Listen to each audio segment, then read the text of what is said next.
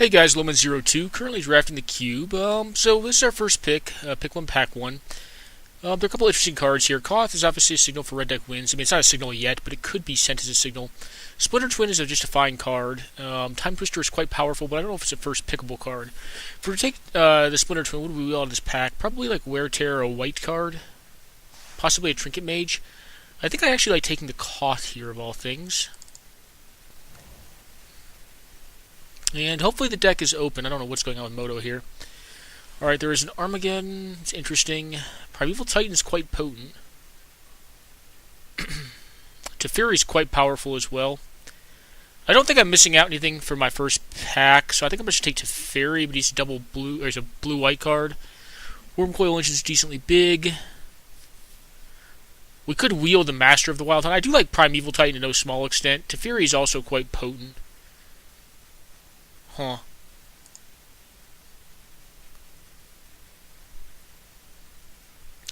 Yeah, I'm not really giving up much here, am I? Alright, well, Fire Blast and Umezawa's Jit. Are both kind of interesting. Mother of Runes is the white deck. Jadelight Ranger is just... I really don't know what that wants to go into. Probably like some sort of like combo deck that requires drawing a lot of lands.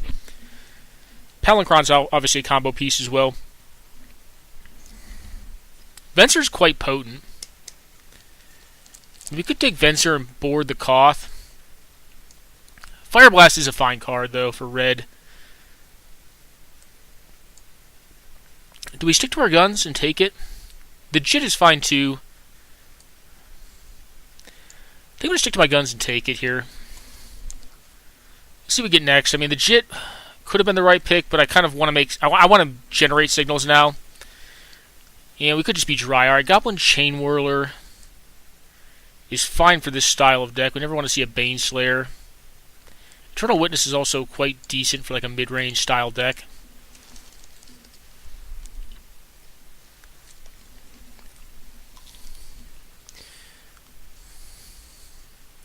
We're not really passing any good red cards, so I mean, unless someone in front of us is already cutting it, when it gets back to them, they're not going to have a lot of wheels, if any.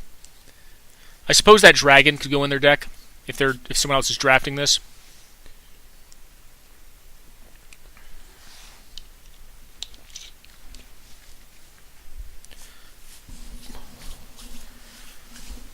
Okay, there's a Chandra Pyromaster. I don't think that's enough of a sign for anything to pick it up. There's a lot of decent blue cards here.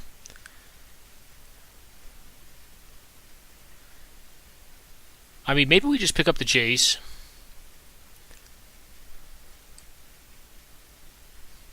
I'm going to pick up the Jace here, I guess. There's like a Storm Breath.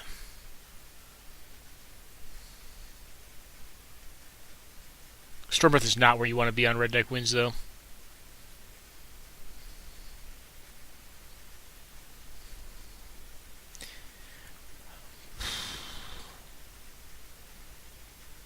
I want to pick up the Fauna Shaman, I want to say. Alright, yeah, none of these cards are really phenomenal either. I'll probably pick up a Den Protector.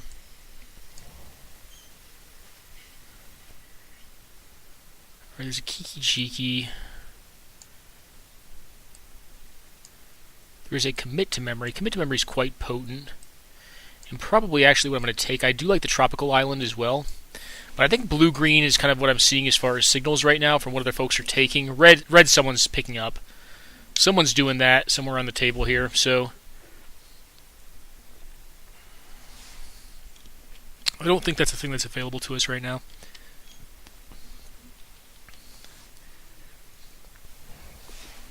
Not that I might have my heart set on doing it. I think I'd rather in blue-green have Thragtusk than Terastodon. Terastodon's obviously like more powerful, but I think we're going to be like more of a mid-range blue-green deck. It's kind of what I'm feeling. We don't need as much mana ramp, but we want a little bit to support this. And then we kind of want just some interaction. Yeah. Like Jadelight Ranger may come back around. I'd probably play it in this deck. Alright, Lumbering Falls. Like I said, I think blue-green's open. Now, Thunderball came back too, but like I said, it's not really a great red sign. Pick up the Lumbering Falls here, though. I think it's a fine pickup for this deck. It's obviously not fetchable, but it does fix.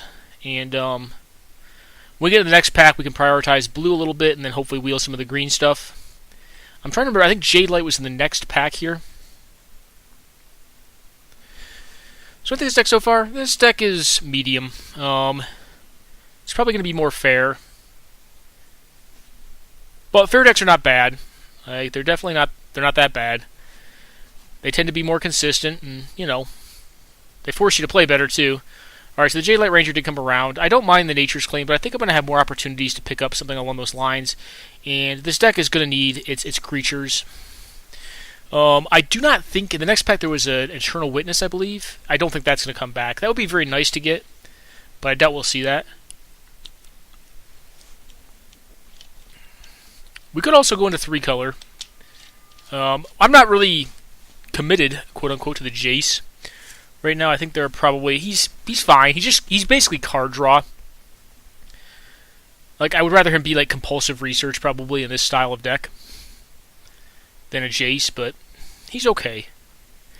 He does make it a little harder for our opponents to race. We already have Tusk to kind of do that for us. Now, the big mana elves and stuff like that are kind of not coming around, so I don't expect to see a lot of that.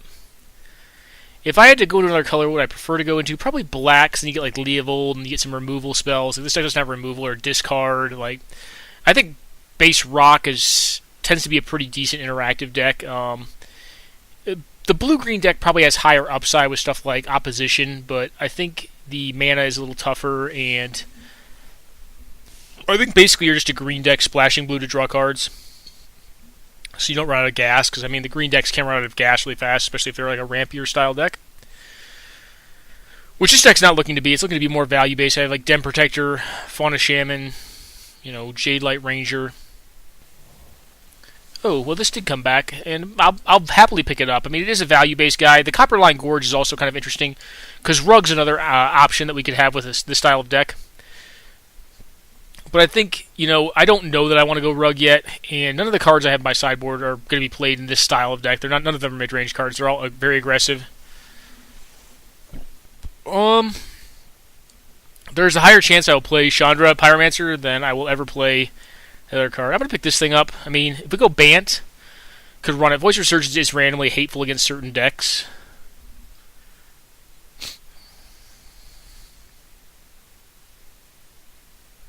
The blue obviously dried up eventually, so I don't know how likely it is that I will be playing it. Per se, the commit I think is fine, but like the Jace,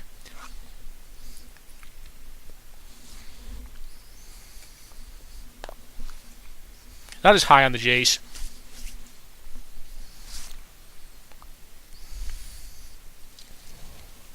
Okay, Magus of the Moon. Yep. Magus probably doesn't need to be in the cube. Could probably be something else. Could probably be like that 3/2 that draws you a card that hits damage. Or it could be Rampaging Ferocidon, that's a good one as well.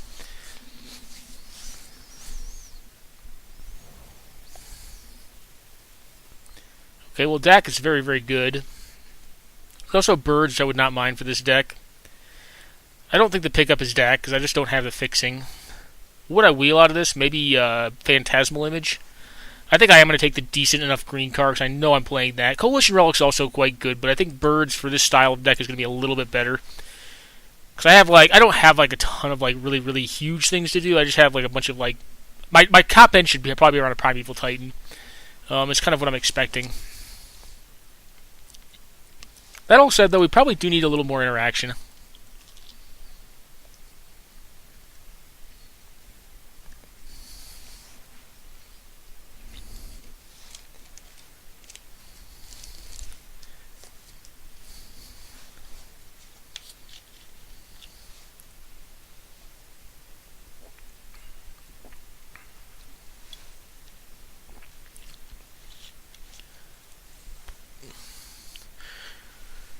There are some decent blue-green cards, too. Like, there's the Elf Lord.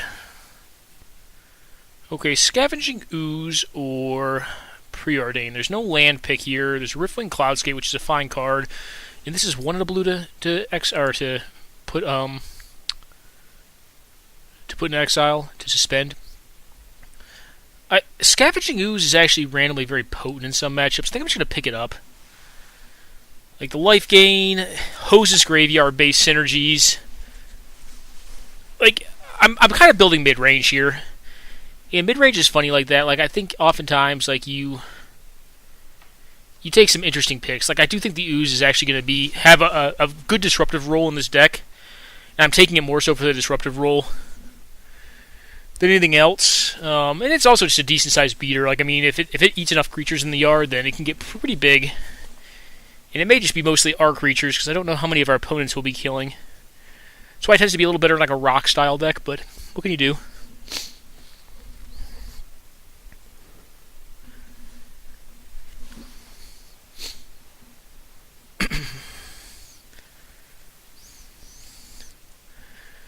Okay, well, the highest payoff card for this deck is Opposition if we are going to go blue-green, so I think I'm going to pick up the Opposition here.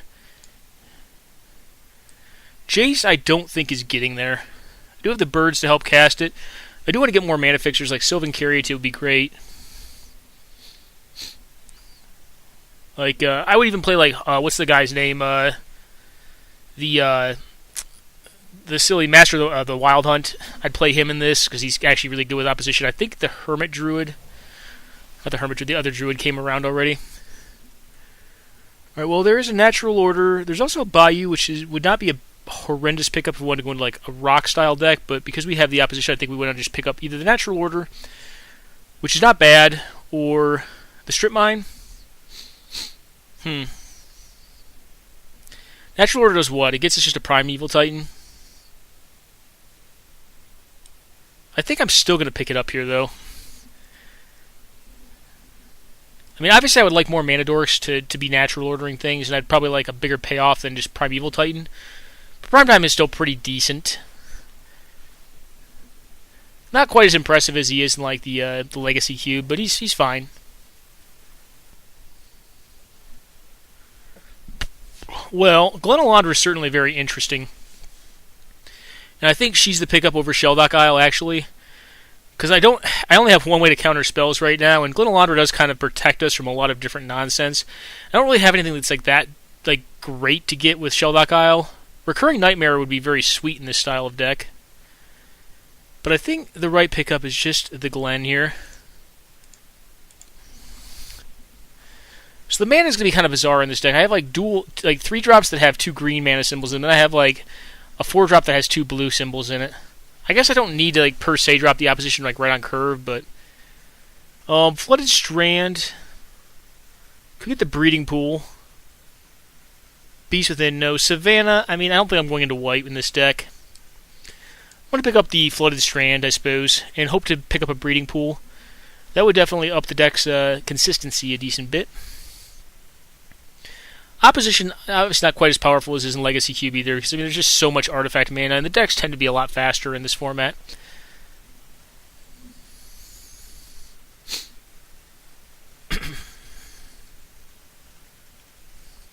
I wouldn't mind the one Elf Lord dude. I'm trying to remember his name. Not Elmeri. The blue-green one that draws cards. That one wouldn't be horrible. Okay, Upheaval. That's not probably a thing we're doing, but I really don't want Deliverance either. Maybe it's a sword. I have 9 critters. Painful Truths. I mean, we could go into rock. I mean, I don't see myself wanting to play a sword in this deck.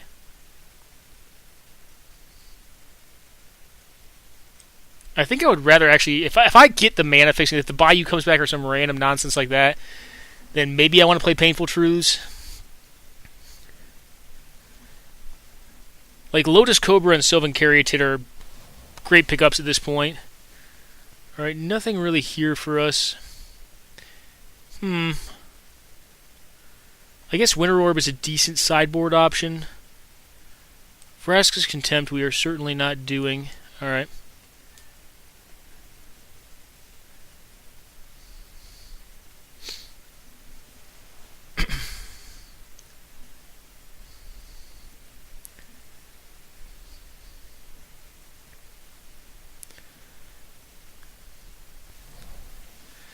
Alright, Phantasmal Image. Bone Shredder actually would also not be bad in this deck. I mean, maybe we could go into the Rock.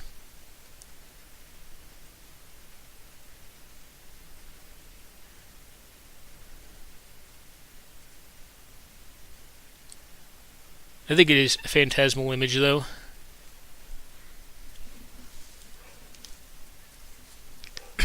Got the Eternal Witness. The Jade Light Ranger has a decent ETB. Alright, I'll pick up a Riffling Cloudskate. That's actually not a bad pickup at all. Maybe Painful Truths needs to go back to the sideboard. Definitely need to flesh out our curve a little bit. I think the Venser's already gone too. I'm pretty sure we saw him.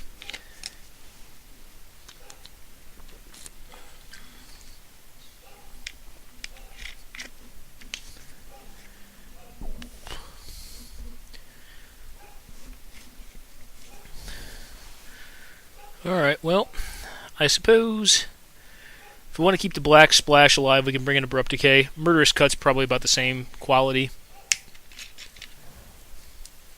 Well, we could keep the Black Splash alive, I suppose. If Recurring Nightmare comes around, I may just do it.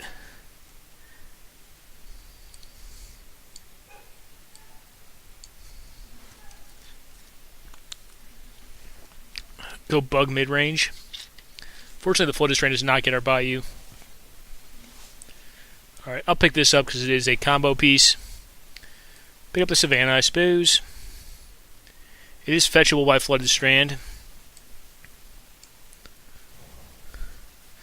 Alright, this pack we have a Mox Jet, which is a decent card. Gaia's Cradle, not really what this deck is looking to do.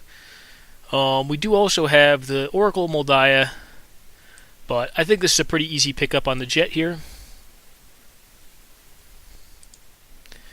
And there is a Consecrated Sphinx, which is also a very potent top-end card. Elvish Mystic would find a home in this deck as well, just for initial early ramp. But I think we can get rid of these things. Yeah, I think the chances of wheeling an Elvish Mystic, or sorry, Reclamation Sage are higher than wheeling a Consecrated Sphinx. Consecrated Sphinx, like, it's just a great top-end blue finisher. That'll be the last finisher I take for this deck. Brontodon's interesting. I also don't mind the Blooming Marsh here. I think I'm going to pick it up. And we could play Abrupt Decay. We could play the Truths. I mean, if we go straight, it's like 3-color. I mean, we're kind of just splashing into black a little bit for the draw and then just a decently powerful removal spell. And I have the Mox Jet to fix it. I have the Bayou and the Blooming Marsh. Does not seem like horrendous. And then Hostage Taker is interesting if I want to continue along the splash, but I have a natural order deck. I think I'm just going to pick up the Mana Confluence here. I think it's good, and we may wheel like the Ultimate Price or something like that. I have like 4 ways to fix for black right now, which seems good. I mean, I don't have a ton of black cards, but the ones I have I think are alright. I mean, Abrupt Decay is just good, efficient interaction against a lot of things. I mean, any 3 mana per minute or less is gone. And then Painful Truths, I mean, just draw 3 cards, right? Okay, Pernicious Deed, probably not in this deck. We'll have 12 creatures. Yeah, we could pick up another Mana Dork. Mana Dorks are good.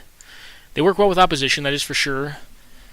I know I wouldn't mind if I wheeled one of the the Reclamation Sage or the Elvish Mystic, I want to say it was the other card in that pack. Because ideally with opposition you want to have like a few like Army and a King cards. Like I was saying, like I mean if Huntmaster of the not Huntmaster, what is it? Master of the Hunt or whatever that card's called, the guy who makes wolves every turn, I'd probably put him in this deck with opposition.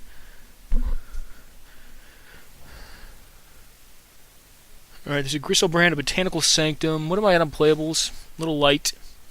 Harmonize is also quite nice. Thrun could get played in this deck. Alright, so I'm 5 short. Thrun will probably wheel. Harmonize won't, but Thrun probably will. Thrun or like the Jackal Pup. I'm gonna go for the land here. I'm a sucker for mana, guys. And actually, like Mystical Snake is actually, or Mystic Snake is actually pretty nice. I don't know if I want another Mana Dork here, but it is double blue. But I am kind of like panning out to play more blue cards, so I think I'm going to take the Mystic Snake here. Because like I said, I'm more mid-range. I don't think I need like the best of ramp. Maybe a couple of them is fine. Like Sylvan Caryatid or like Lotus Cobra would have been like the best cards for me to get for this deck. I do think that, well, I mean, the only real pick is Maelstrom Pulse. I'll play it in this deck. I mean, it is good removal. Kind of supplements the Abrupt Decay. So I have like some decent card draw, some decent removal, opposition to lockout games. I'm winning in a fundamentally fair way. I have counter magic in the form of Glenalandra and Mystic Snake. I don't think this deck's horrible. I mean, I think it is not the best deck I've ever seen, but it's not a bad mid-range deck. I mean, it's probably a 2-1 or a 1-2 deck. Like, don't get me wrong. I'm not saying it's the best thing since sliced bread, but I think it's quite alright. I mean, I think it's going to be a deck that is going to benefit its pilot as well as you can play it. Obviously, if you get comboed out turn 1 or turn 2, like, you're probably going to lose with it because it doesn't have like enough counter magic or density of counter magic to really stop that kind of thing. But if you get the game going decently long, and you'd probably be able to control it. The one thing we don't have is hand disruption. I think we did have a pick at the Thoughtseize, but unfortunately we did not take it. We had the opportunity, and I mean, we didn't know we were playing black until recently. I was like, well, the mana is actually around to support it. I mean, Cradle could be played in this deck. I'm a 14 creature deck. I'll pick it up for now and speculatively put it inside the deck.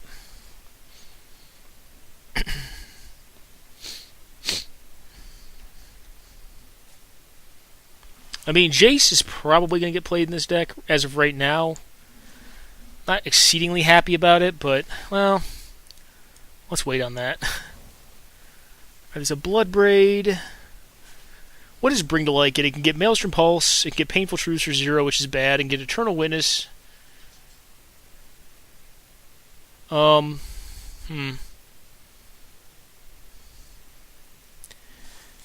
really have like a Haymaker, does it? I guess you can get Abrupt Decay.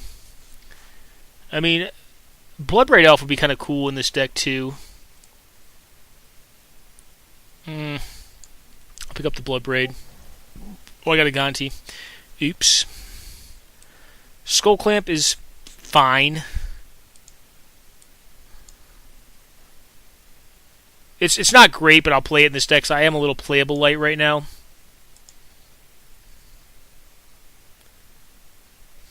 Oh, I might have to look at it, man. I don't know.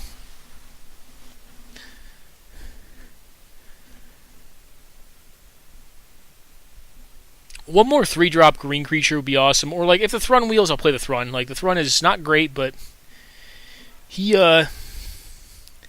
pretty fair. He does his job, you know. That's about all we can ask for from him. It's probably good enough. I guess Cradle is, like, decent enough. I mean, it's not going to be like broken. Alright, ultimate price, yeah, I'll put that in the deck for now. Alright, Tarka. I actually kind of like her. We can natural order into her. We can cast her off Mana Confluence. The Taiga did not come back around. The Taiga was kind of rolling around late, though. This is 31 minus 7. Alright, we missed the Thrun, got the Jackal Pup back. That sucks. I thought it was between those two. And we unfortunately, I guessed wrong. So we're at 31 minus 7. Okay, well, this is actually without this dude, that's probably playable. It's 23. I probably want one more playable than this. Not a Winter Orb deck. Probably just Jace. Like I said, I'm not exceedingly happy about him. I mean, Atarka is just... It's good against the fair decks and pretty much nothing else. I may sideboard into her sometimes. Could also try to play Gonti, but like I'm more of a splash black deck. I want double green, double black. Why is Hellrider still in here? We kind of jumped out of that deck to get into this one, which this deck does not seem phenomenal, but we'll see if we can play it well and hopefully put up a 2-1 result. Like I said, I don't think this is the strongest cube ever, but I do think if you follow the signals and you draft a decently coherent deck with, decent internal synergy, like i.e. like no throw in like random cards like, that you don't need in there just to play them. then you can generally do decently well in cubes. Alright, so 1 black source. It's about right. 16 lander with a Mox Jet. I think that's correct. I think that is correct. I have a few dorks too. Yeah, this is probably correct. So we're going to save this and go ahead and play it. I will play the Clamp in this deck. Clamp is not great in this deck. It's not abused in this deck, but it's fine. You just put it on like a Primeval Titan, they kill the thing, you draw 2 cards. I think it's fair.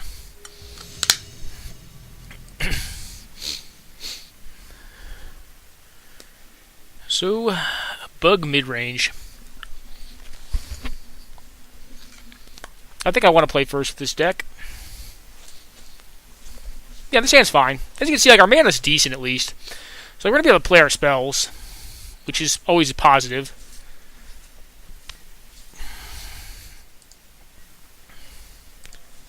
Alright, land go. You know, what they play will determine whether we're Abrupt Decaying or Fauna Shamaning on turn 1. What do they get here? Okay, they're aggro. Oh, maybe not. That was a really aggressive... Really aggressive fetch for a basic land to do nothing. Alright. Shrine of Burning Rage. Well, I do like our deck's chances against red deck wins. I do think we are well set up to beat that. Put in your graveyard.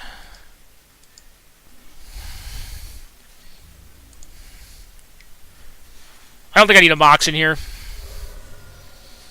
I have 2 land in hand. I'm just going to play it fair. I can deal with the Shrine at any point in time if I want to. But I think I'm better off just developing my threats. I guess I could have kept the Den Protector because it could become many other things. They're just burning me. Okay. Well, I'm going to let them do this because I'm assuming they think they're going to get value off of this. Alright, they're just going to cast a dude that has first strike.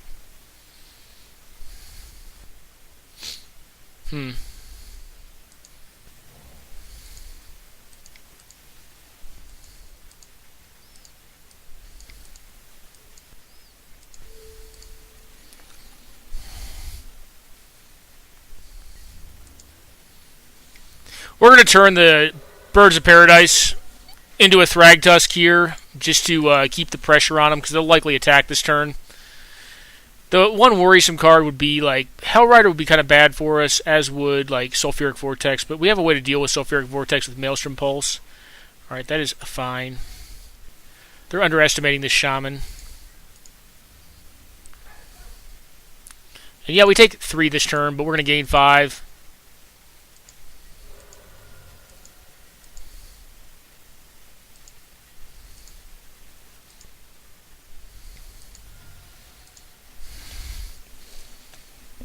Alright, Tusk. I'll tell you what most Red Deck Wins players do not want to see, and that is Thragtusk coming down.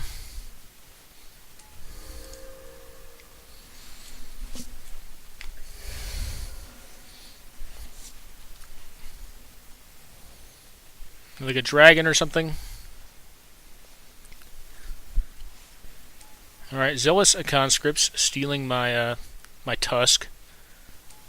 Another thing to do is bounce the Tusk and play it back again. They get in for a lot of damage this turn.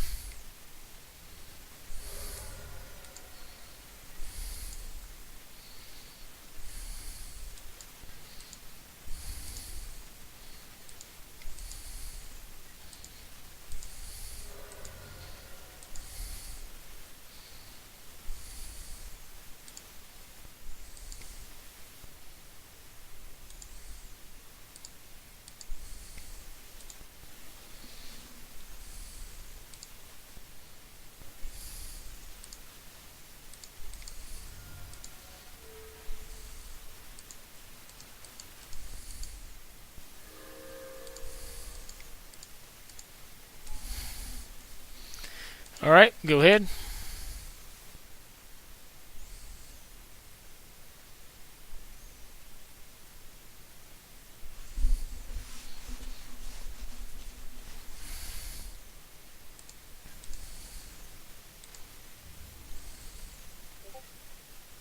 Alright, nothing.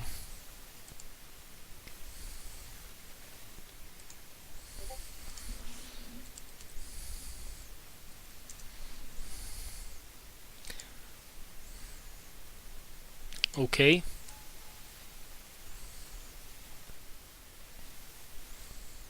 That doesn't last until the next turn.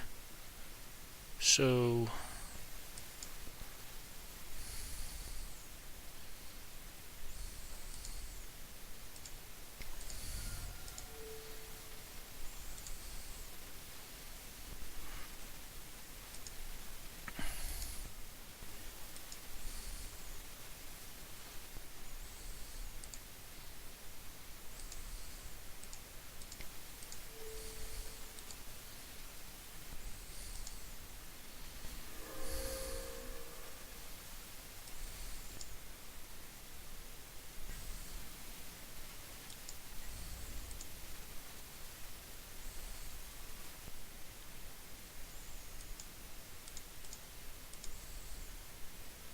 Alright, I was going to say, I'm attacking you. I'm going to plus it one more time, and then you're kind of up against the fence there. Well, I feel a little bad for my opponent, because this is not, I don't think... I mean, like, rock-style decks tend to be bad matchups. Although, like, opposition's kind of bad. I mean, what would I sideboard in, though? Like, probably nothing. Like, Winter Orb's bad against them. Like, yeah, I don't really have a sideboard plan against them, specifically. I mean, I could go to the red plan, because I do have a decent bit of red cards, but they're all very aggressive.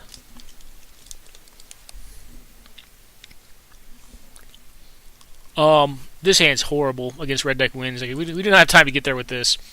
So we're going to go ahead and push that one away. This one's pretty bad, too. Going to 5 kind of feels like a death sentence. So I'm going to keep this in exactly. I'm going to hope to put a green land on top so that I can get Abrupt Decay up early and then hopefully build up my mana base with Gaia's Cradle off my dork. Alright, just aggressively fetching. I get it. I mean, like, you'll play fetch lands in that deck just to thin your mana base out so you draw more gas. But generally speaking, it's not the highest upside play. They play like an Eidolon here. They could just burn my dude out. I don't really want to show... I'm going to attack here. I don't really want to show the Gaia's Cradle yet, because then it becomes more obvious how relevant the Avacyn's Pilgrim is here. But I am happy to leave up Abrupt Decay. I'll probably just play one of the 2 lands out next turn. Not the Gaia's... I'm sorry, not one of the 2 lands. One of the 2 basic lands. Alright, Abbot of Carroll Keep. Cool. Alright, gets a mountain. That's pretty good. Alright. Well, the cool thing is we're going to probably know what they're up to next turn, because they're going to be incentivized to play out cards on their main one. Now, here's an important question. Like, what we could do is this. We could play out the Eternal Witness for no value, and then next turn we would have a Consecrated Sphinx on the board, but I think it's more correct just to wait here. I mean, the downside is if they Koth, then we just get hammer-fisted. I think... Yeah, I'm gonna do this because actually I can actually cast the Eternal Witness plus cast the Abrupt Decay next turn if they do not kill the Avacyn's Pilgrim. If they just cast Koth, which is kind of what I'm feeling is going to happen to us here. All right, Hellrider. All right, Hellrider is bad, but what we get to do here is just say no thank you to this guy. We have to take 4 here, which stinks, but what can you do?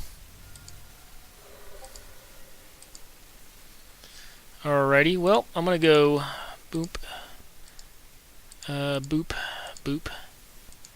Play this out, get the Abrupt Decay back. Yes, please. And play out the mana to fix it. I don't think I block here. Well, actually, I guess I can. I suppose I can. Alright, well, I have Abrupt Decay, dude. I'm going to kill that because I need to cast spells. So here's the thing, if I do this, I'm at 6 mana still. Alright, so kill this. I do think I block here. Oop, yep. Tanglewire is interesting against the green-blue deck. But I'm not saying it's wrong, it's just interesting. Alright, they're going to burn me. Okay. Well, we are not drawing really that live here, so hopefully we can get some gas off the Sphinx. I'm going to snap off this block. I mean, I think you just have to.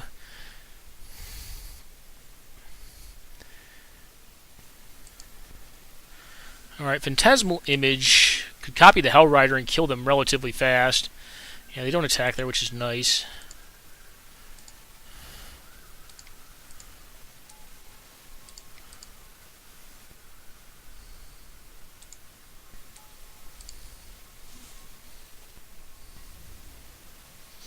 Huh.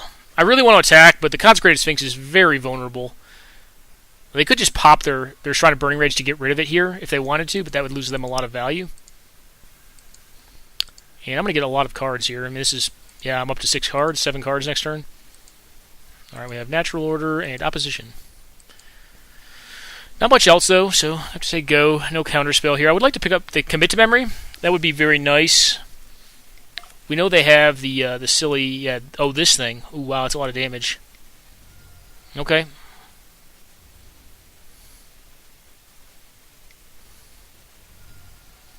Are we just dead?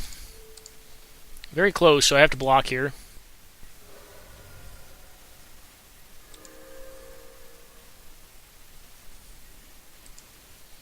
Alright, well, Scoozy is a good pickup. What we could do is this. So, we could play the Scooz out.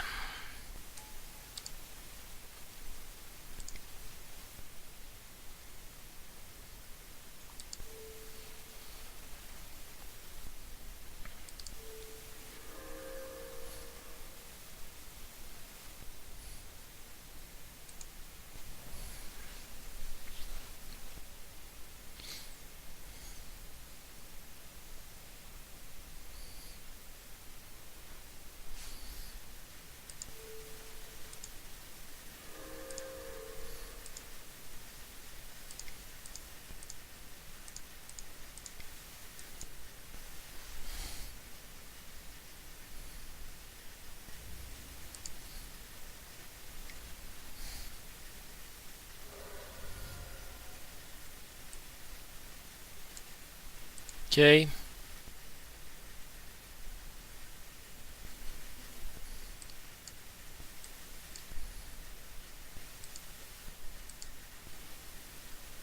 Alright, Painful Truths is actually probably should have gone to the deck. I will never get cast in this matchup.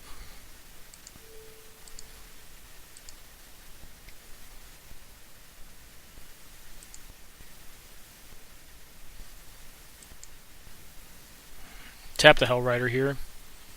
I don't want to even take the 1 damage.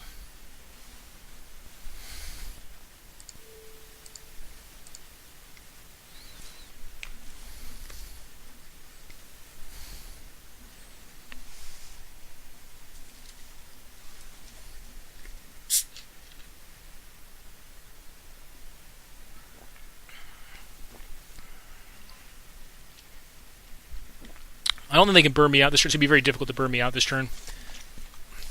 We have to have reasonable expectation that we're certainly going to get burned down on our end step.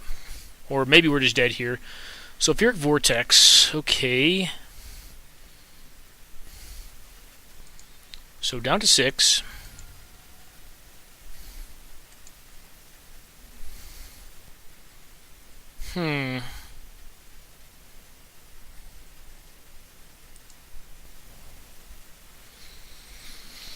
So I can hit for 9, 13.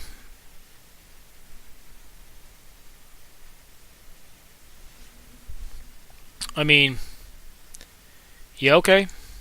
I'm just going to attack then, I suppose.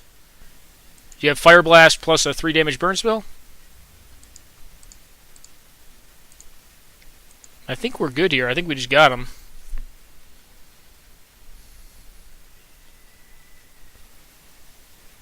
Okay, alright. Oh, they're going to burn out that thing. Okay.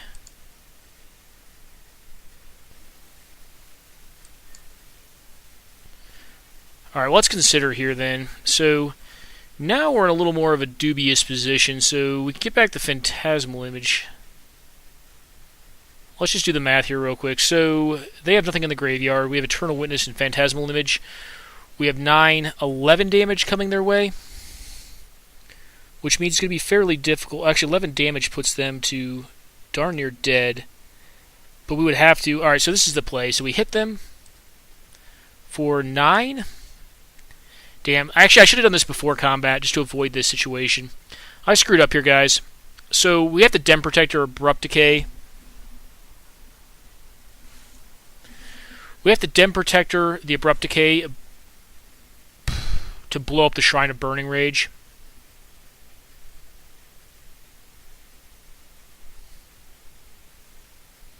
But wait, no, that's not relevant. So if I do this for 2, like this thing goes to 7, that's 11 damage. And they can throw this thing during upkeep, but they can't cast anything else.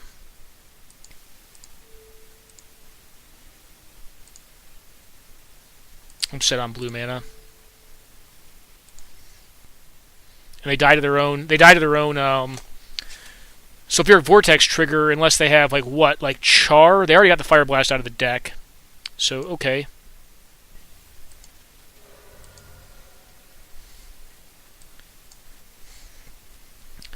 I suppose like we probably should. We can't though, can we? Huh?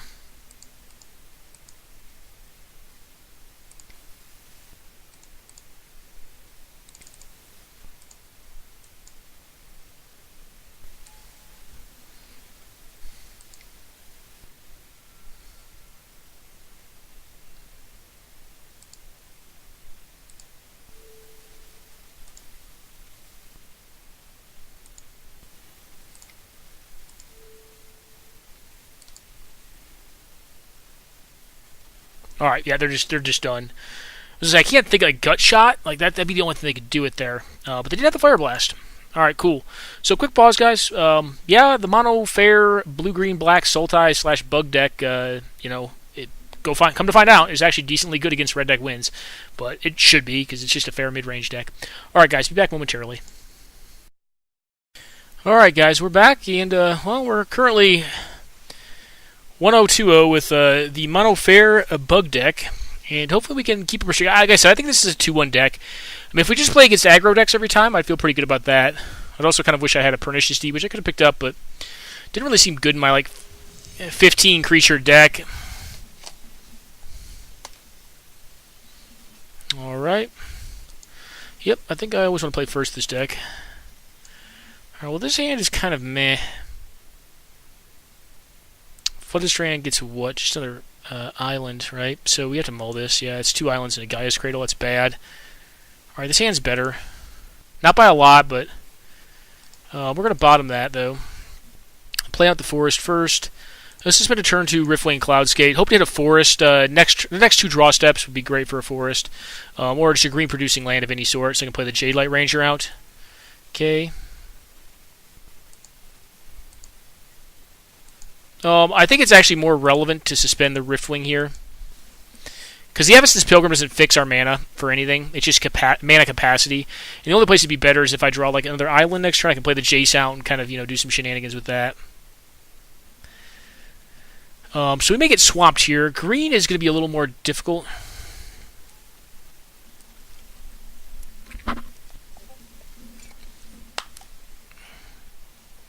Alright, that is more than likely just a... Alright, well that was a rough draw, guys. That's more than likely just a Dem Protector. Yeah, that was not what we wanted to see there, guys. Yeah, we can get in there for 2. Yep.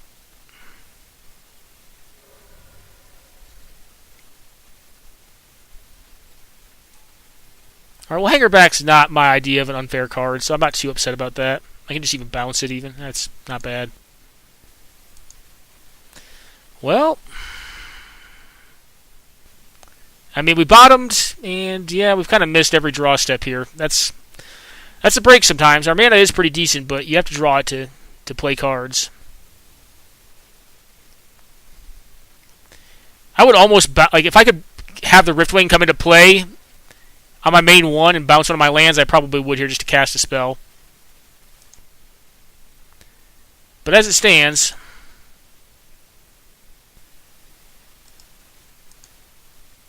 we're just going to be casting this fellow out. I don't really want to bounce the Dem Protector. Alright, that was a solid pickup there. That's going to allow us to hopefully find some landage.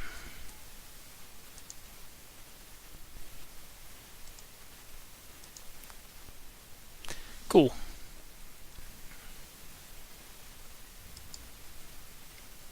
Guess I could have attacked with the dork as well.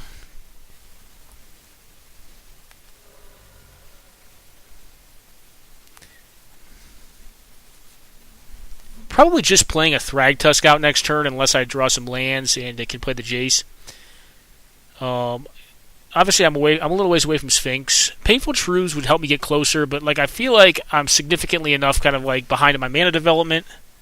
Maybe if they do nothing, I'll just hang out. All right, yeah, I'll trade you for your 3/2 that's getting nothing back. That seems like a fair trade to me. It's loss of card advantage. All right, Primeval Titan. All right, just a big Hangerback Walker. That's fine. Hangerback doesn't really spook me that much. I mean, it's a pretty fair card. Well, that's interesting, but I think here what we're going to do is just get down the Tusk. It's a great blocker for the Hangerback. I will even trade it.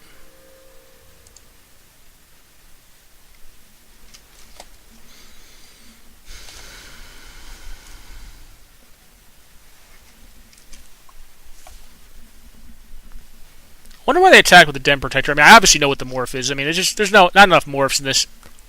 Lotus Petal? Alright, our opponent's deck looks like it may be a ham sandwich. Lotus Petal is not really good in the mono green deck. I mean, yeah, it's acceleration, but it's probably going to be something I can't beat here, but like they're just so ahead on mana, I don't think it matters. Alright, probably blow up the black mana.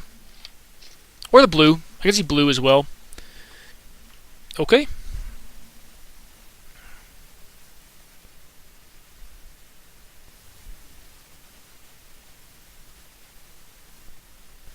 Alright, they don't attack, which is good for me.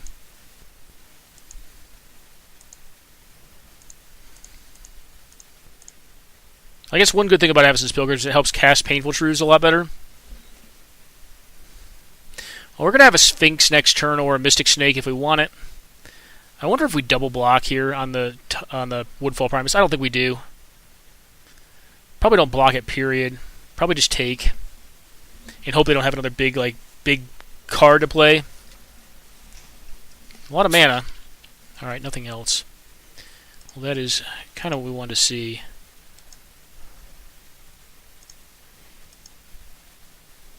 I think we have to hope they fade. They miss one more step. And we can get the Consecrated Sphinx down.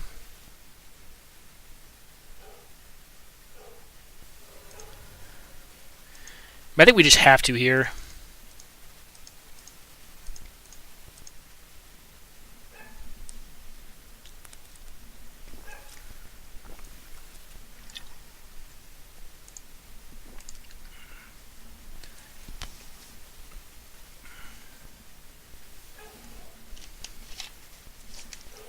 Okay. Well, one-time miss. I think I still have to take here.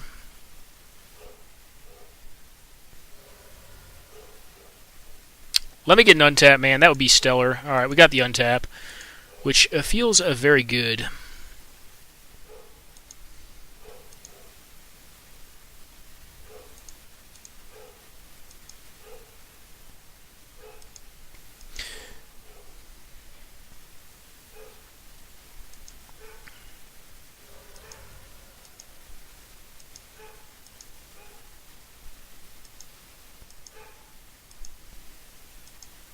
Ooh, Phantasmal Image? It's quite nice.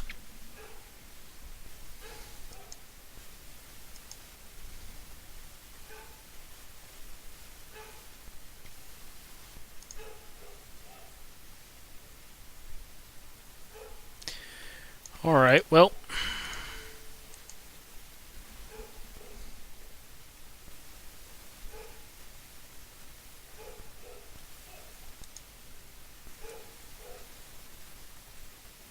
Go ahead and blow up. Probably the Lumbering Falls, yeah. Okay. Do I have to block here? No, I don't have to block here. I don't think I will. Probably just going to Alpha next turn. I get in 6 damage. He has to block the Tusk.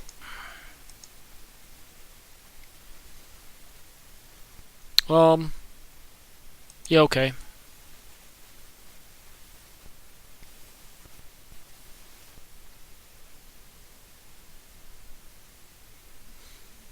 This card is not relevant, but unfortunately here, I think for tempo purposes, I have to Mystic Snake it.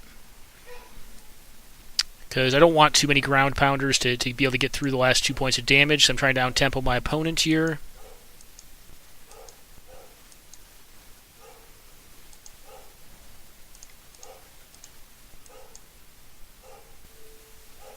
Oops. No, don't concede the game.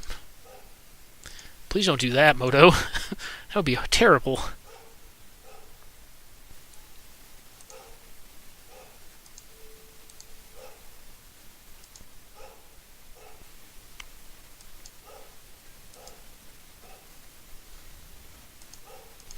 So the worst thing we could see is a sword or something along those lines, but even if it's a sword, like, I don't think it's that big of a deal. Because we can just abrupt decay the sword itself. Okay. You can also block with your Wall of Blossoms if you like. Suppose I could have abrupt decayed this, but I would much rather abrupt decay like a sword that gives something unblockable or something like that, some other nonsense. So we're going to take 7 right now as it stands and go to 1.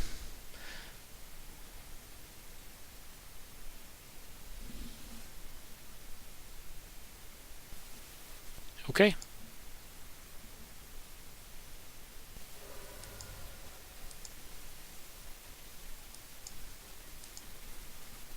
Alright, well, I don't think they're going to be able to get through this. I mean, unless they can kill their own hanger back. Alright, drew a bunch of nonsense there. I really wish I had a Damnation for this matchup. I mean, obviously Woodfall Primus is a little more problematic.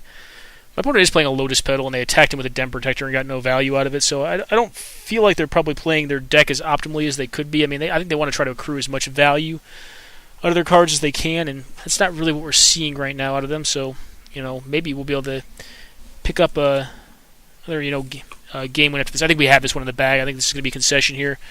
They're mulling it over, but, the game is... there are very few cards I can think of, like one card that I can think of that they could have in their hand to get them out of this. Eldritch Evolution on the Hangerback Walker could buy them time. Then I'd have to use Jace to shrink them down so I don't get beat down for the last 2 in the air.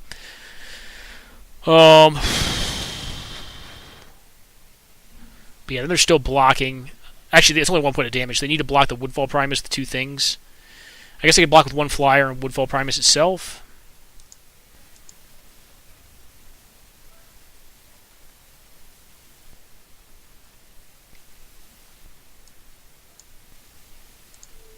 Okay, you can have my dude.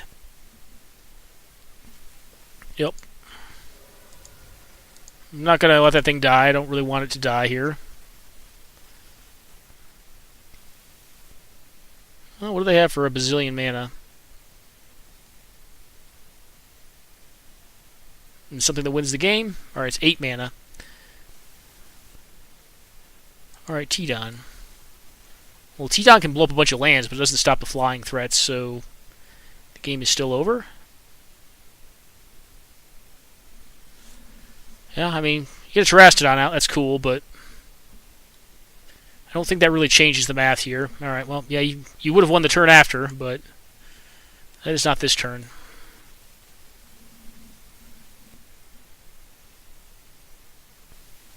Alright. And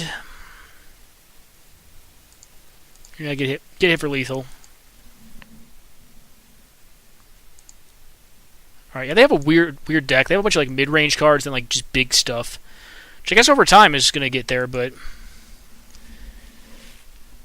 got the commit. The opposition like should be now maybe it's a little bit much. Maybe opposition's just not gonna get there this game. I do love the card. Maybe it's just not good enough for this. I mean, a 14 creature deck. That's tight. None of them are really token makers, but I mean...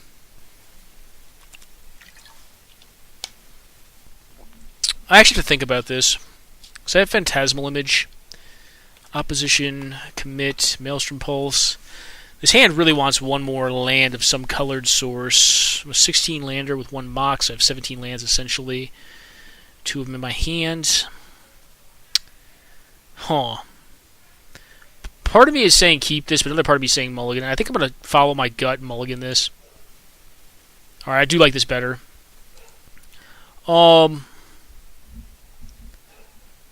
I am going to bottom. So the Flooded Strand only gets an island, right? So I'm going to bottom that. That's correct. They'll play out the Lumbering Falls turn 1. They'll probably play a Mana Dork turn 1. Alright. Mana Dork. Yep. Birds. Cool. Alright, well, we drew it anyways. Yeah, Flooded Strand unfortunately only gets a monochromatic land. A basic land, that is. But next turn we'll suspend the Riftwing Cloudskate and hopefully start getting some beats down in the air. If we can find like the Bayou, that'd be great because then we can like Painful Truths and hopefully find something worthwhile. So they have a ton of mana. More mana, dudes? Like a wall? Library is actually kind of disconcerting. Alright, well. At a minimum, Sphinx is good against Library, but I mean, I don't think it's going to matter that much. This has 2 or 3 counters on it. So what does it come in with? 3? It's pretty slow for what we're kind of seeing here. Actually, you can't even cast Painful Truths. What am I saying? I need black mana to cast Painful Truths. Yeah, it's unfortunate I did not get like an Underground Sea. I think we did see it this draft. They didn't draw off of that, which is weird. Typically speaking, you want to draw off of it. Maybe they have a shuffle effect, though. They could have like a Solemn Simulacrum or something like that. Should be good. Okay, Coercive Portal. I don't think I got the Rex Sage in this, so probably going to lose this one. It's just a slower deck than they are.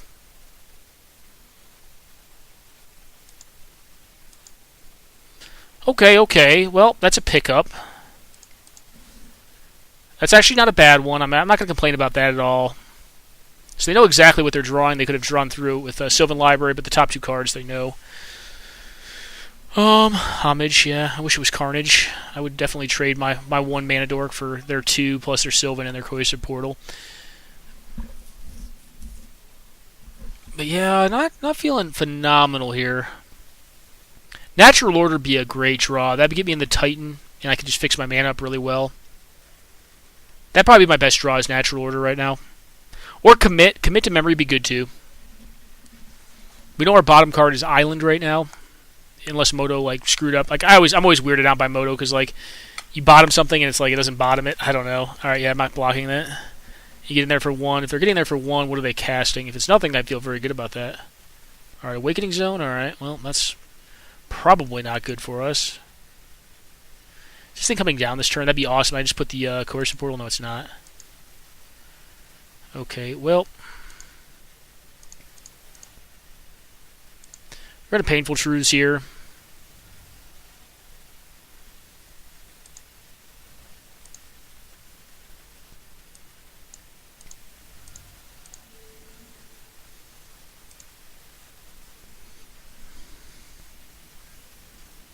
Next turn we've got Titan or Sphinx. I think I'm going to go Sphinx.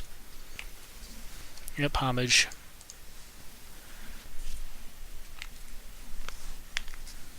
If I get a chance to. I think we blow up the thing that combos the best with Crater Hoof. If they have that, like it's just a beating, like we just die.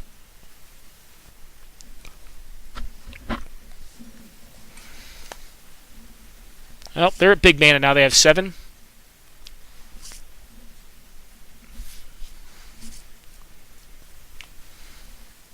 Okay, get in there. Another part of me kind of wants to consider actually just playing the Titan out. To play around their 8 drops. Because their 8 drops are going to blow up multiple lands. Crap, man. I don't know. Like, it's really tight for me. Like, I don't know if it's Titan here. Alright, well, that's a May ability, luckily. If it was Utopia Orangutans, they would be blowing up their Coercive Portal. Oh, at a minimum, we do get to bounce something here.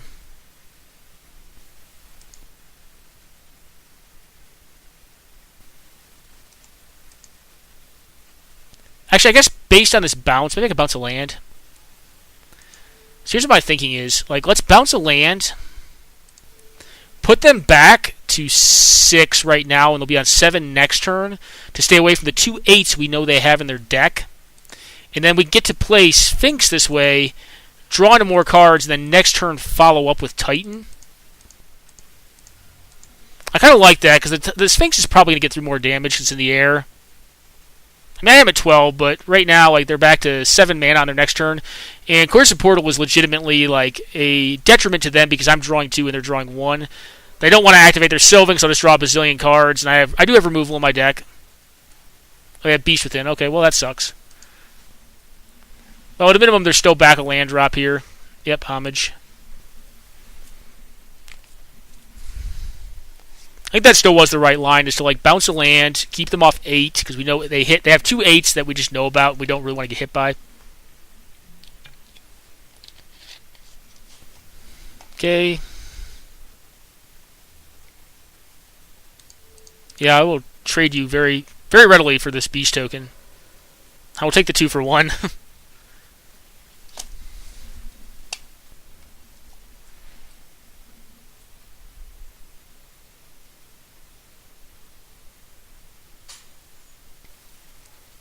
Okay, Basalt Monolith. Alright, well, they're at infinite mana now. Luckily, Basalt Monolith is mana neutral the turn it comes into play. It looks like they have something. Alright, Harmonize. Alright, they're drawing a bazillion cards. It's not really great for us. I don't think we fetch here.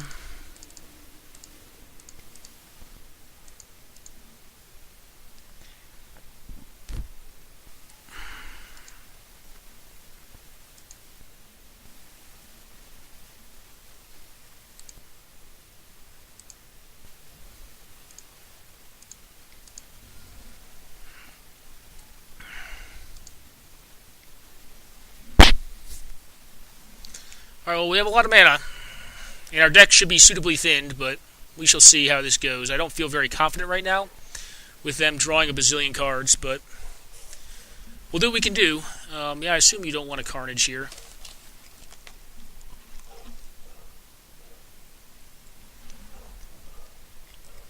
At a minimum, I'm not highly frightened of Terrastodon anymore. I just have so many land permanents on the board, and I'm possibly going to have more next turn. And we could even rip. I mean, like, we do have a thinner deck than they... Well, not actually thinner than they do now because they've been drawing a lot of cards, but Primetime does have a way of thinning your deck down from lands. I assume anything in their deck is castable now. They have 6, 9, 12 mana. Anything outside of Emrakul is castable at this point. Blightsteel Colossus, whatever they'd like. Alright, yep, get in there, you. Give me for 1. If they do nothing, I'm going to be baffled as to what they're up to, but I'm assuming they're casting like a Terrastodon or something.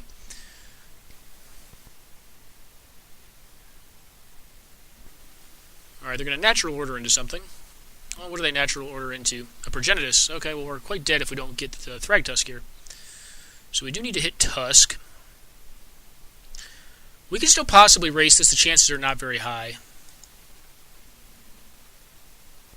Okay, well, unfortunately, Progenitus has protection from everything, so I think we are just dead. That's a weird card to have in their deck, though. I'm actually happy they have that. I don't think that card is very good if you're just natural ordering for it. If you draw it, it's so bad. Yeah, we can copy it, but what does that do for us? I mean, I could also, like, Riftwing Cluster, but I can't bounce it. Like, if it was anything else, I could bounce it, but unfortunately, it's not going to be good enough. Thragtusk was kind of our out there, and we could get him for, like, a damage here, put him down to 14. On the backswing, we probably could have gotten him. So we're going to go ahead and concede that one. They saw a lot of cards, and, you know, that's the breaks. I mean, they see enough cards, they're going to probably win the game. Dragonlord Atarka is interesting. I could natural order on my own into a Dragonlord Atarka and blow up a bunch of mana dorks and whatnot. And they didn't appear to have a ton of flyers. Like, what do I think of that? Like, I don't think it's horrible. Like, I have the Mana Confluence to fix for it as well if I just draw it. It's not great either, but would it be better then, though? Like, opposition seems really bad in this matchup. I think I'm just going to go Dragonlord Atarka. Even though I know it's like, I can't fix for this damn thing. And because of that, maybe I can cut like one island. I can't. I'm just going to play it solely for the value of natural ordering it in. Because like natural ordering that in is like probably going to be good games for them. Alright, this is a keepable hand. It's actually quite good. So we're going to go Birds turn 1. Turn 2, Jadelight Ranger. Hopefully hit some landage. I wouldn't mind hitting 2 lands with this hand, and then on the following turn, you know, we'll see. Maybe Maelstrom Pulsing something, We shall see. I don't know yet. I'm probably not going to pulse away one of their dorks because it looks like they have a lot of nonsense in their deck, like a lot of like weird draw engine style cards. All right, nothing. Well, Abrupt Decay is a great pickup. That actually gives me something valuable to do with the Eternal Witness. If it's a Tarka, it's going right to the bin. I'm going to put that in my graveyard. I'm going to put her in my graveyard too. I don't really want those cards. I just want to kind of get some landage here. So anything that was not a land, I was pretty much assuredly putting in my my bin. And then if they have like a turn 2 play, like a... Yeah, nothing. Okay. Alright.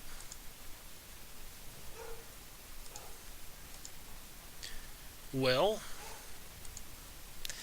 I think what I'm going to do here is just Eternal Witness the commit to memory. I think that is the correct line, and whatever they get off this turn, we can Abrupt Decay or Maelstrom Pulse. And commit should give us an additional turn of attacks here. I mean, Shaman's mildly interesting, but I don't think that's what we want to be doing. And this puts 6 power on the board, which is not an insignificant clock. If what they put on the board is not that relevant, then I'll probably just let it be and try to beat through it. If they just put a Basalt Monolith down, I'm very happy with that. That's fine. And this way I get to have commit memory up, or commit 2 memory up. I even have a Riftwing Cloudscape that I'm actually not that far off from hard casting. You know, another option here is just, so this is all they've done so far. Like, if they play a 3, they're probably drawing off the top. Because like most players who want to put a blocker down, I think what I actually do is Abrupt Decay the Basalt Monolith, and then just suspend the Riftwing here, just to use my mana efficiently. I mean, yes, I can commit whatever they're going to play, but like, why not just, if they have it in their hand, like it's bad, it's a dead card without the mana ramp. So whatever they play this turn, I think they've drawn, because they would have played pretty much anything but Basalt Monolith. And this may just be too much tempo for them to get out of at this point. I can Maelstrom Pulse whatever they play this turn. If they play nothing this turn, then I just have Commit to Memory, and if they play something the next turn, it gets Committed to Memory, and that's 2 turns of 12 damage, or 6 damage each turn, so 12 damage total, and they're dead. So I think we found a line to just mid-range them out. Games, man. Yeah, I mean, Progenitus is a risky natural order target. So when you draw it, it's like the worst thing ever. Okay, so they're just like mono huge crap. Like, yeah, their hand did nothing. Like a Den Protector, but then I just like blow that thing up. Like, yeah, their hand's bad. Alright, I guess my opponent was off it. Alright, well, you know, at a minimum, this mid-range fair deck went 2-1 so far. You know, I don't think it's a 3-0 deck. I do think, you know, it's more of a 2-1 style deck based on how the draft went. But, you know, it's been kind of interesting to play. It's actually not a bad deck. It's fine. It's got a few different avenues of approach, which, you know, is kind of what mid-range is supposed to do, right? Be the switch deck. Play how you need to play. And it was able to face down against mono green ramp, and red deck wins, and, you know, show up victorious both times. A little more so probably against red deck wins. I think it's just, you have Thragtusk and Scavenging Ooze, like, it's pretty tough for red deck wins to beat that kind of life gain, that kind of, I guess, main deck hate. Not really hate, it's just they're cards that are good against them.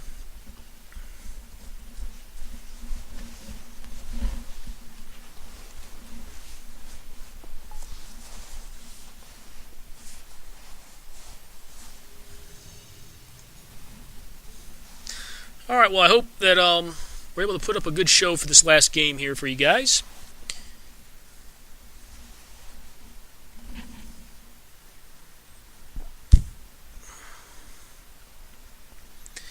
And if we're lucky, maybe we'll get that 10th trophy. I haven't really been trying for them anymore.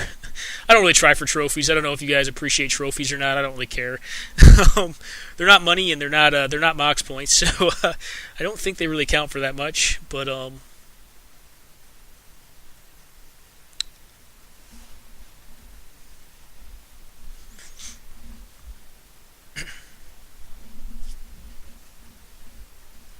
the cool thing about these fair decks is, like, it's not they're generally decently consistent. It's not hard to play a pretty fair game of Magic with them. Not fair game of Magic. I mean, just like you don't have a lot of A plus B draws. Like, as long as you have lands, you can generally cast your spells, and like that's one of the things. Like, it makes it consistent. They're not as consistent as something like Red Deck Wins or like White Weenie, but they're a lot more consistent than some other things that are around in the cube. One of the decks we need to be kind of concerned about, though, is Splinter Twin, which this may be, because we only have Abrupt Decay, and I don't think we have good ways of dealing with that combo. At instant speed, that is. I guess we do also have the one removal spell. In that matchup, I'd prefer to have one Dismember as well, but I'm not gonna. Obviously, I don't have that. I'm not gonna get it. All right. Well, this hand's pretty decent. I mean, we've got a Skull Clamp if we want to draw into some cards. We've got an Ultimate Price against a creature-based deck. We've got a Mystic Snake that at some point is probably going to be relevant. This is a keepable hand. I mean, I'm on the draw. I think this is fine. All right, another green deck. Well, I like Ultimate Price against the green deck. Well, that's a good man right there. If we're lucky, they'll just play a Rofalos sound or something like that, and I'll be able to drop the Skull Clamp and just Ultimate Price the Rofalos. Okay, they're blue-green as well. Interesting. Well, Sylvan Caryatid would be the worst thing to see because that thing is just impossible to remove and it's a pain in the butt. Could be Suspend. No, this is a Green Sun Zenith for 1. Alright, so what do they find for 1? Probably Noble Hierarch, I would think, or Birds. Alright, they probably don't have the most optimal ones then. Well, I would love to suspend that. I don't think I want to thin my deck here. I do think at this point in the game, I just want to accrue a little bit of tempo. Because I really want to find that other island. And at some point, the Avacyn's Pilgrim will outlive its usefulness, and I'll just get rid of it. But it has not to this point. Alright, tapped land, that's kind of nice for us. Okay. Well, I don't think we can get rid of the Avacyn's Pilgrim yet. But what I will do is suspend this fellow right here. And I suppose I will get in some damages. I don't think I can responsibly get rid of the Avacyn's Pilgrim at this point in the game, though. Alright, Mystical Tutor. Interesting. They find Channel? Alright, well, we're probably just dead then. Well, let's see what they're up to. Yep. If it's an Emrakul, we just lose the game on the spot. It looks like it probably is. Yeah, I think we're getting Emrakul'd out. They have to go to 4 to do Emrakul. Alright, yep, we just lose. Good games. I'm not going to beat that. There's absolutely no way. We'll just go ahead and concede. And some of the decks can do that, and you just don't play a game of Magic. No discard. Really not a good way of dealing with that. We did Glen Elandra, so I suppose it's a thing. They have Mystical Tutor in their deck as well. Winter Orb, is that good enough? No, probably not. Gonti, maybe better than Opposition. I think we just have to sub, guys. We're a pretty fair deck. It's going to be tough for us to deal with that. We just got to get luckier. I mean, if they don't channel it out, it's possible. This hand looks sweet with 2 to 3 lands. But this is a mull. Well, it looks like we're going to mull into Oblivion here. Alright, this hand's a keep. Unfortunately, lady, you need to go to the bottom. Alright, well, with a blue land, Show and Tell plan is dead to them. Because if they Show and Tell it, I'll just Phantasmal Image it. And we could just be losing Channel twice in a row. It's not feeling very good. Not feeling very good at all. Well, they're going to get Probe my hand, get a little deeper in their deck, and see that I do not have a lot to disrupt them here. If I had a Hymn, that would be awesome too. Alright, Painful Truths, well, that's a fine card, but we're probably just getting Emrakul'd out here. I don't feel very good about this whatsoever. Alright.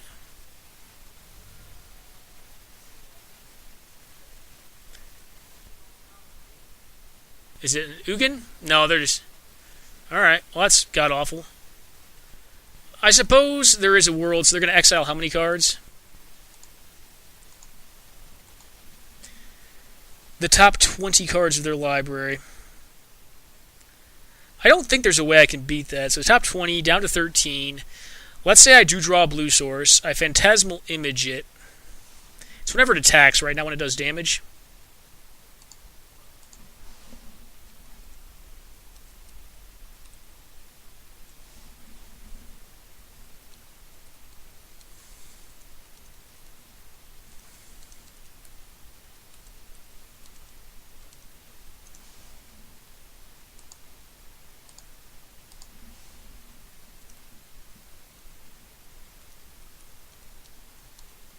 Yeah, I mean you were, but it doesn't matter. Alright guys, well that was that cube. That's one of the reasons why I don't think Channel should be in the cube. I think Channel is just an extremely high variance card that leads to non-games like that. We actually got to play 2 pretty sweet games with a pretty fair mid-range deck. I don't think it was the best deck that we had, but I think it could play a game of Magic. What you saw there were not games of Magic. Emrakul turn 2 is probably not a game of Magic. I mean, you basically have to have Force of Will or like Counterspell or Discard to stop it. And if you do, their hand's probably just hot garbage, a ham sandwich at that point. And the second game, having 2 of our lands blown up. So the only way we could have possibly won that, and I don't think we could have possibly won that. Like, we would have had to have an exiling effect because we don't have that. We have 3 destroy effects.